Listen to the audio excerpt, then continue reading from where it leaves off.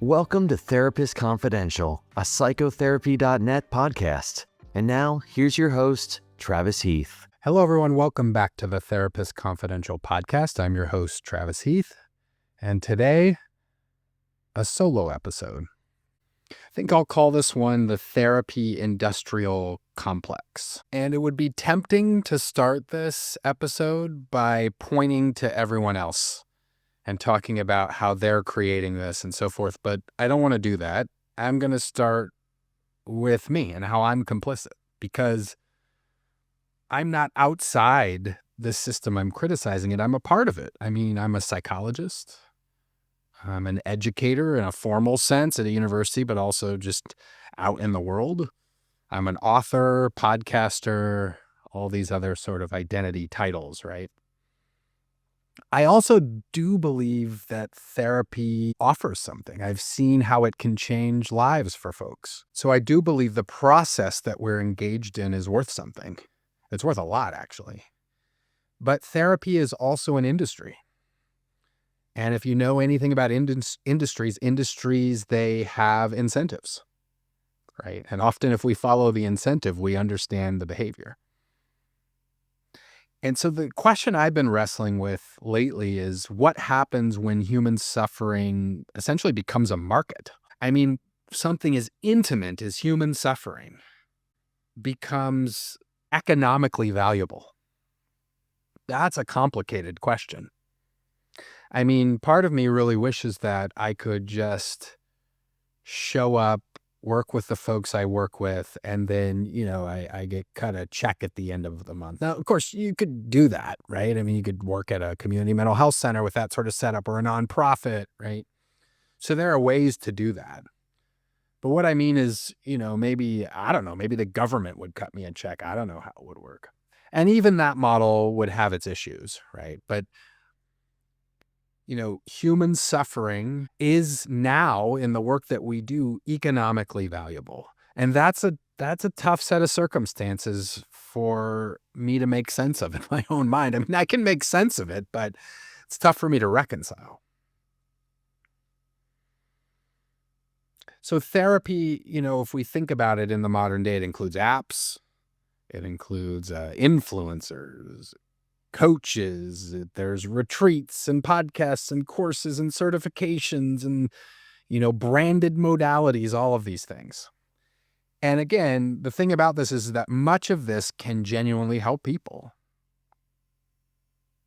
But there's also an enormous marketplace that's built around psychological distress. And does this marketplace only respond to the needs of people, or does it sometimes help create those needs? That's an uncomfortable question for me.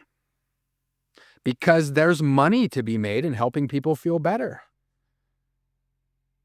And, there may also be money to be made in convincing people they're not yet okay. And the way that the latter happens, I don't think is often intentional.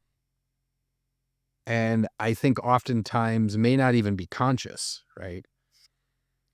But how much of this is us as a sort of therapist industrial complex convincing people that they need therapy?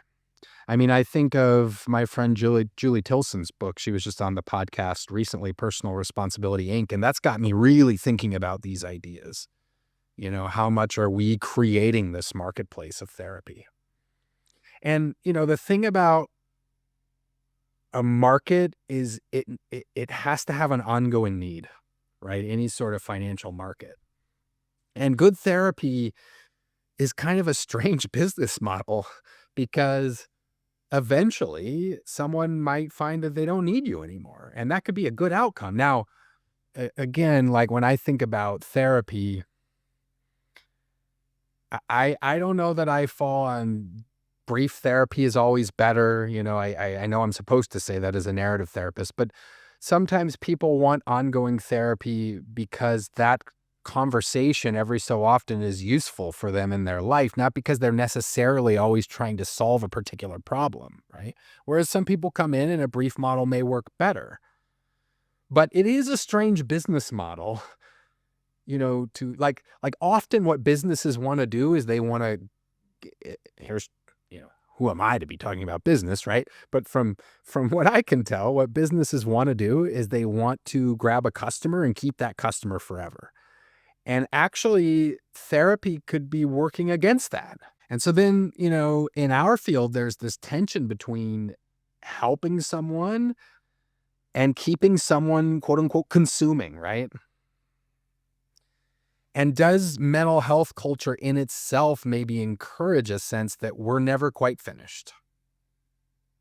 Right? If there's always another part of you that needs healing, well, then there's always another product that can help you heal it. Right? That's that sort of continued engagement.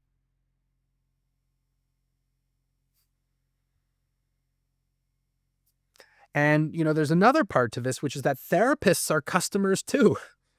Because as I alluded to in the intro, I mean, therapists are pretty constantly these days sold on the idea of certifications, certain trainings, levels of expertise, trainings in modalities, and then you get a certificate at the end that shows that you know X, Y, and Z. And, there's a part of me that can appreciate this in terms of education, right? I mean, I think it's great that we're always learning and thinking about new ideas and so forth. How can we make our practices better? But gosh, I've only been in this field 20-ish years, and there are so many different, the APA is now doing like micro credentials or something. I'm not exactly sure what this is, and I'm not just criticizing the APA, it's just I'm a psychologist, right? So the APA, I sort of keep up on what they're doing. And again, I'm not trying to say this idea is bad or whatever, but micro credentials, like this wasn't a thing before. And there's a lot of money to be made, continuing education is big business. So I do believe that continued professional development is important. It's a good thing. Of course, it can also create this sense in therapists that we're perpetually inadequate. And if we feel that way, and what are we likely to do? Well, it's like, maybe if I get this next certification, then I'll finally know what the hell it is I'm doing, And of course, if you've listened to some of these other solo podcasts, you know that my sense of this is we're consistently up against this idea that we don't know what we're doing. And actually, it can be dangerous when we start feeling like we know too much what the hell it is we're doing. So what happens then when this idea of lifelong learning leads us to feeling like perpetually unqualified? Because that's another one of those cliches, lifelong learning, we should all be lifelong learners. Who's going to go against that? And yeah, in general, that sounds good, but when it's used to sort of fuel a business, and that makes me wonder, are we making therapists that are actually more capable, or just more anxious about everything that we don't know?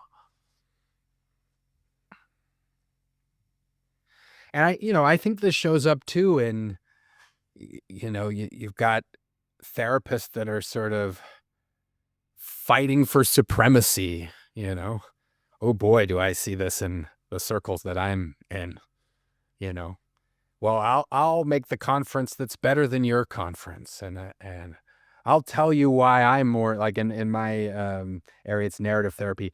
I'll demonstrate why I'm more of a pure narrative therapist than you are. And we need to do this with narrative therapy and that with narrative therapy. This is what the true narrative therapists do. It's really sort of nasty, to be honest. And part of that nastiness, sure, you could say, well, part of that is just sort of what happens when you get people together, and they may have slightly different ideas about where their chosen model should go. Yeah, that's part of it. Sure. And that happens with human beings. We know this outside of therapy. But boy, when you incentivize it with money, now it can get really nasty, right? Here's why you should come to my conference and not the other conference. And I'm going to schedule my conference at this time to sort of cut the knees out of the other, This goes on, and I have friends in the field who are not narrative therapists. They're cognitive behavioral therapists or ACT therapists or whatever. And when I'm talking to them, this same thing is going on everywhere, right? So this is not something that's necessarily about individual people as much as it may feel like it is when you're a part of it. It's really about the incentives, right? And people aren't going to go to every conference because people don't have the money or the time or, may not even want to do that. And so people are competing for money, people are competing for status, people are competing for power, right? And this is sort of a nasty little underbelly of this whole therapist economy, if I can call it that. And I find that we actually don't usually talk about this. It's part of the reason I'm recording this podcast is I just want to say this stuff out loud and get us thinking about it, myself included, right? Because when I do a keynote or a workshop or whatever, I'm being compensated for that, right? And when I'm being put up in front of an audience, I'm being positioned as an expert. I mean, y'all can decide whether I'm an expert or not, right? But I'm being positioned that way. And the more that I'm positioned that way, the more likely I am to be positioned that way into the future. And this increases my earning potential, right? Power and status are connected to money, and money is connected to power and status. And so any of us that are doing this, that are speaking at any level, we're a part of all of this. So I want to make it clear as I'm saying this, that I'm not saying those nasty people out there that are doing this. It's like, no, I'm a part of the same game. But I wonder if we can be mindful about it and how that might shift things a bit. I wonder if, we can recognize the way that this therapist industrial complex is sort of positioning us.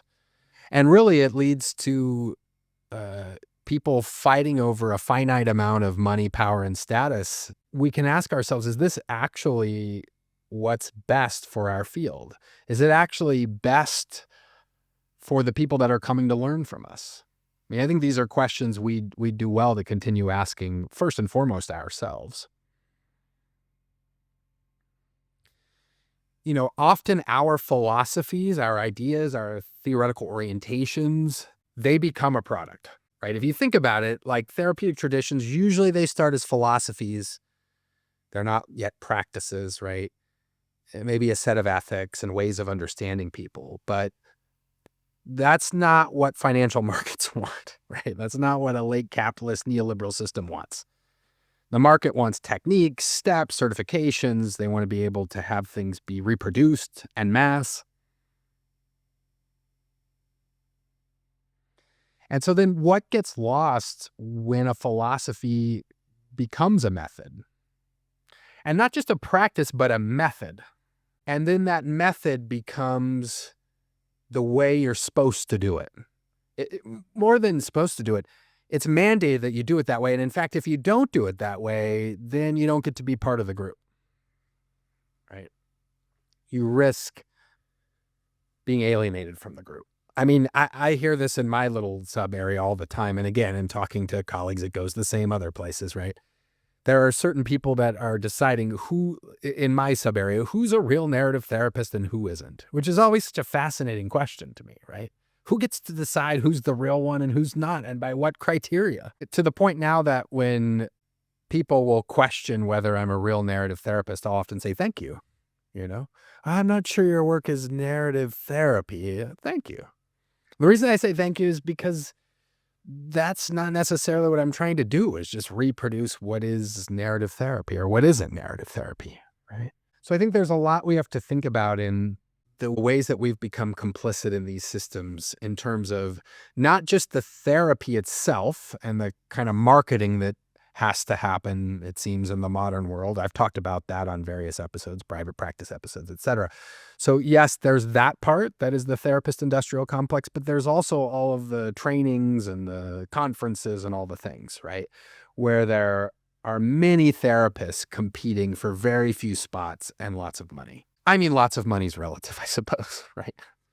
Depends where you're speaking and all of that. But, the amount of money is not negligible. I do want to say that I think in general, mental health awareness has probably done a lot of good. That's my sense of things, right? I mean, if there's less stigma, there's more recognition of trauma and abuse, there's more ways for people to sort of talk about their emotions and experiences and stories. and there's more willingness at some level to seek help. I think all of those things can definitely be good. I mean, I don't want to make an argument to, well, we should just suck it up. But what I am wondering about and where I'm feeling a lot of tension is what happens when something that can and has been liberating becomes commercialized. So I don't want less language for suffering, for example. I just want us to stay curious and maybe interrogative about what happens when that language starts to become a product.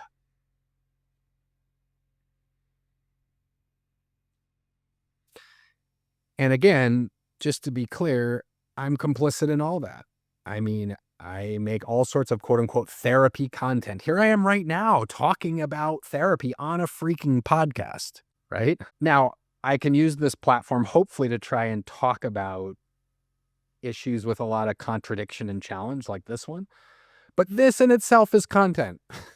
People will listen to it. Maybe they'll share it with somebody else, or they'll hit the like button or give the rating or all the things, right, that help give this podcast more stature. So this in itself is content.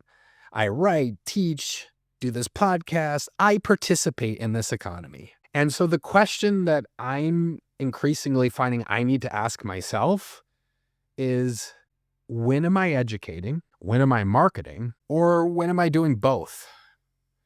And how much of that am I doing with intentionality? Like when I think about this right now, am I educating? Am I marketing? Am I doing both?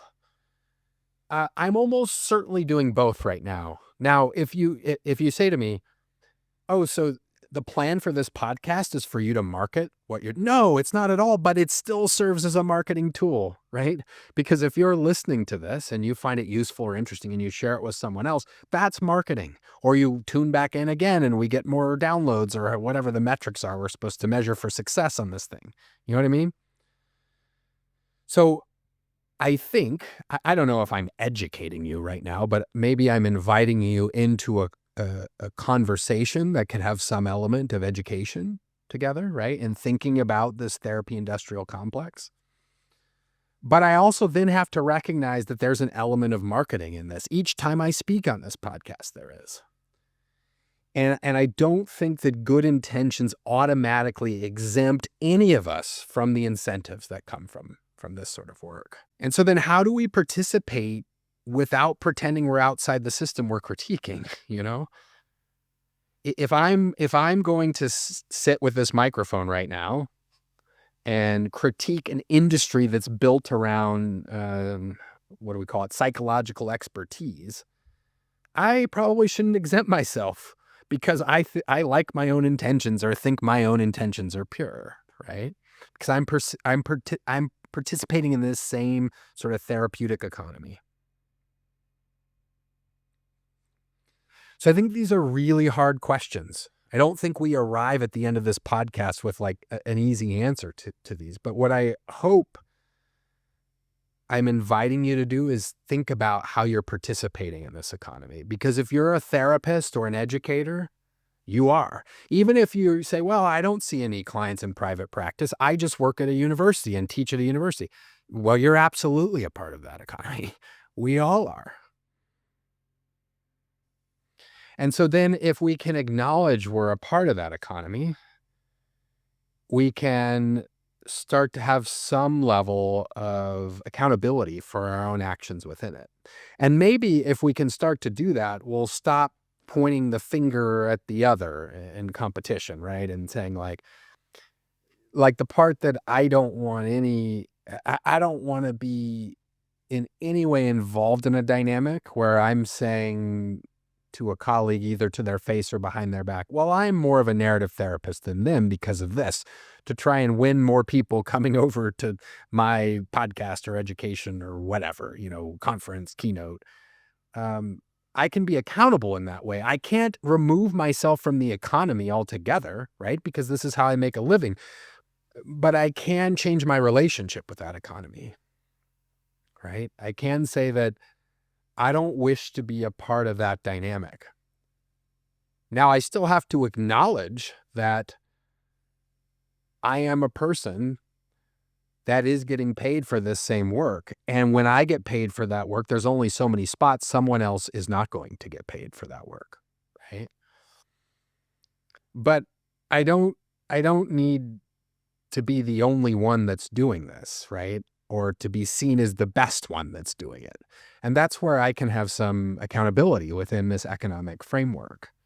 I can also try and lift up others that are doing good work. I mean, the podcast, when I think of the podcast, I mean, I don't know what y'all think of these individual episodes. I think the podcast is at its best when the work of others is being lifted up, right? And maybe you hear from someone on this podcast you haven't heard from before. And then maybe that person, ends up, you end up buying their book and reading their book, or you end up going to a conference that they're a part of, or whatever it might be. That's my favorite part of doing this podcast. So I can't remove myself from this economy without, I guess, retiring altogether. But I can try and find ways to lift up the voices of others, and also to lift up the voices of those who might see things differently than I do.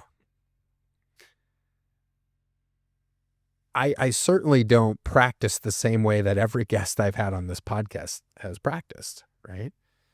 And so part of how I want to be accountable and function in this economy is that way, trying to lift up the voices of others. I'll give you another example of how I can try and hold myself accountable. If I'm speaking at a conference and people will say, "What's your fee?" And I said, "Well, I'm not for sale, so I don't have a fee," right? I appreciate that you want to pay me money because that's what we do in the culture, and you're appreciating my time and what I'm bringing to the table. So thank you, but I don't have a fee. And then one of my questions is often, how much are other people getting paid here? Because I don't think I should get paid more than any of those people, right? I mean, how are we dividing that money up equitably based on the entire budget that you have? If it's some big corporate conference, well, you have a lot more money, right? If it's a small nonprofit that wants me to come speak, maybe $50 to them for 3 hours is a lot of money based on their budget, right? Whereas some other conference, I mean, they could easily pay thousands of dollars. And so initiating these kinds of conversations, not just to try and get the most money that I can get, right? But to try and initiate a broader conversation about how folks that are doing this are being compensated. So those are just a few examples of how I think we can interrogate and critique this therapeutic economy that we're in, but we can also be accountable within it and try and have a more preferred relationship with that. And hopefully then we can, remove ourselves from some of the kind of petty infighting that can show up with this. Because I think that that's probably not the reason most of us got involved with this work to begin with. And somewhere in all of this, I think most everyone in this profession got involved because they truly cared about people. They cared about relationships. They care about their community, right? And neoliberalism and late capitalism has a way of sometimes undermining those interests. But rather than just saying it has to be one or the other, I think we can find a way to try and interrogate those systems and operate in ways that might feel more ethical.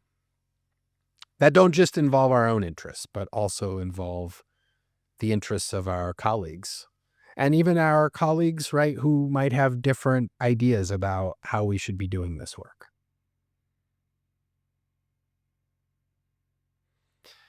All right, everyone, I appreciate you listening. It's always awesome to have you on board, and I appreciate your emails and ratings and all the things. And mostly that just, it's meaningful to know that the conversations we're having on here are worthwhile at some level to all of you. That's what sort of keeps me motivated to do this. So I appreciate your continued support. Until next time.